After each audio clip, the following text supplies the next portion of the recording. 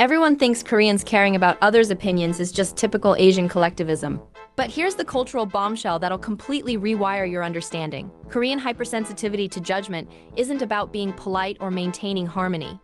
It's actually a sophisticated survival mechanism built from centuries of historical trauma, social mobility obsession, and the world's most intense status competition system. What looks like people-pleasing is actually strategic social warfare disguised as courtesy. Let's start with what everyone gets wrong about Korean social anxiety. When you see Koreans obsessively checking their appearance before leaving the house, constantly asking, "How do I look?" or spending hours crafting the perfect social media post, you're not witnessing vanity. You're watching people navigate a culture where your social rating gets updated in real time based on every single interaction, and one bad review can tank your entire life trajectory. The historical foundation explains everything. Korea spent centuries getting invaded by literally everyone around them, which created a culture where reading social dynamics became a literal survival skill. When your country gets passed around between empires like a hot potato, you learn that accurately assessing what powerful people think about you isn't neurosis, it's life insurance. Korean sensitivity to others' opinions evolved from, "Will this person help or hurt me when the political winds change?" Modern Korean society took this historical programming and turbocharged it with capitalism on steroids. The economic miracle that transformed Korea from war-torn poverty to global powerhouse in just 50 years created this cultural belief that social mobility is always possible, but only if you perfectly manage your reputation. Every Korean person grows up believing they're just one perfect impression away from changing their entire family's social status. The education system reveals the psychological architecture behind this opinion obsession. Korean students don't just compete academically. They compete for social approval from teachers, parents, and peers simultaneously. Report cards include grades for attitude, cooperation, and social behavior alongside academic performance. From elementary school, Korean kids learn that technical competence without social approval equals failure. The entire educational experience teaches children that other people's opinions about you are measurable, consequential, and directly linked to your future success. Korean workplace culture has weaponized opinion sensitivity into a professional skill set. The concept of nunchi isn't just social awareness. It's advanced emotional intelligence training that starts in childhood. Korean employees become masters at reading micro-expressions, interpreting tone variations, and detecting approval or disapproval in conversations. What looks like people-pleasing anxiety is actually sophisticated social intelligence that Western cultures barely recognize as a skill. The beauty and fashion industries have turned opinion management into performance art. Korean skincare routines aren't just about looking good.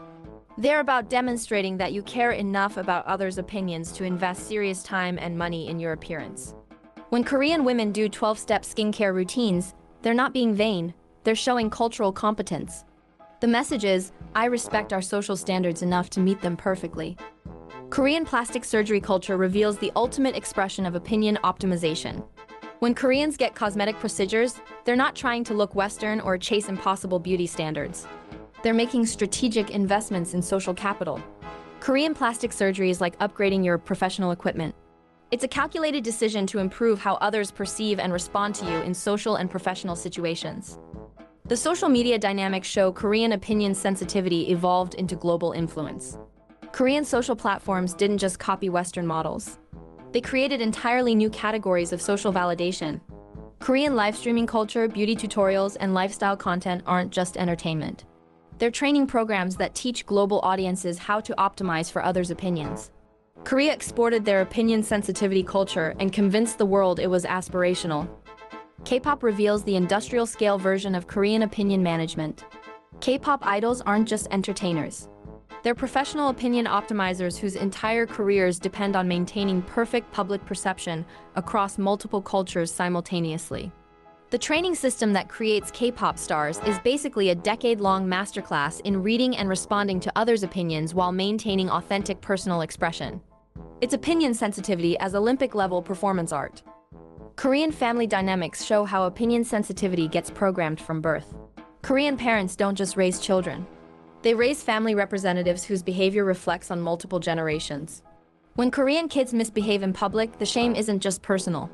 It's ancestral.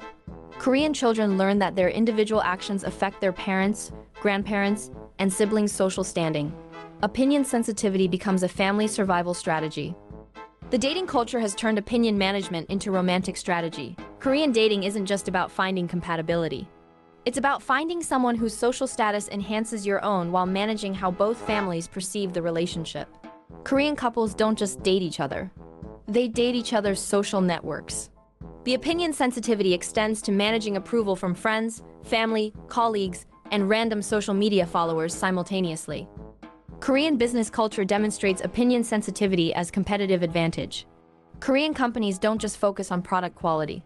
They obsess over brand perception, customer satisfaction, and social responsibility messaging. Korean business leaders become masters at reading market sentiment, cultural trends, and public opinion shifts.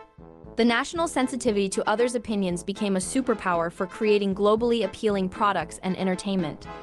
The generational divide reveals fascinating evolution in Korean opinion sensitivity. Older generations focus on opinions from authority figures, family members, and local community leaders.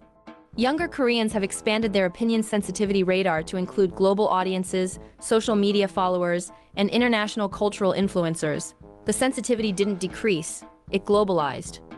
Korean language itself is built around opinion management. The complex honorific system requires constant calculation of social relationships, age differences, and status hierarchies. Every conversation becomes an exercise in demonstrating appropriate sensitivity to others' social positions. Speaking Korean correctly requires advanced opinion sensitivity.